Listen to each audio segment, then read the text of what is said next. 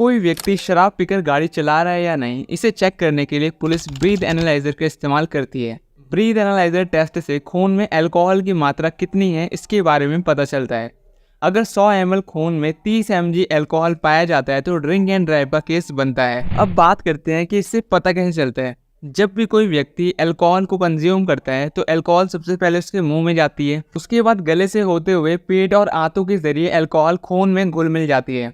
क्योंकि पीने के बाद शराब कभी पचती नहीं है, जैसे ही खून फेफड़ों से गुजरता है वैसे ही अल्कोहल सांसों के जरिए हवा में भी आने लगती है। जैसे ही ब्रीथ एनालाइजर में सांस छोड़ी जाती है वैसे ही ये डिवाइस खून में अल्कोहल की मात्रा को पता लगा लेती है। इससे ड्राइवर का ब्लड सैंपल लिए बगैर ही अल्कोहल का पता लगाया जा सकता है। इसके लिए 2100:1 का रेशियो होता है। इसे ऐसे समझिए कि 2100 ml हवा में जितना अल्कोहल होता है उतना ही अल्कोहल 1 ml ब्लड में भी मिलता है। अमेरिकी मेडिकल एसोसिएशन के मुताबिक जब 100 ml ब्लड में अल्कोहल की मात्रा 50 mg हो जाती है तो व्यक्ति पूरी तरह से होश में नहीं रहता। इसलिए 100 ml ब्लड में 30 mg अल्कोहल पाए जाने पर ड्रिंक एंड ड्राइव का केस बनता है। अब बात करते हैं इसके पीछे की साइंस क्या है। जब कोई व्यक्ति शराब पीता है तो 20% अल्कोहल उसके पेट में और 80% आंतों में घुल मिल जाता है। इसके बाद खून में मिलकर अल्कोहल पूरे शरीर में पहुंच जाता है। इसके बाद अल्कोहल शरीर के हर टिश्यू में मिल जाता है और अपना असर दिखाना शुरू कर देता है। ब्लड में घुल मिल जाने के बाद अल्कोहल 3 तरीकों से शरीर से बाहर निकलता है। 5% टॉयलेट और 5% सांस के जरिए बाहर आ जाता है। बाकी के अल्कोहल एसिडिक एसिड में बदल जाता है।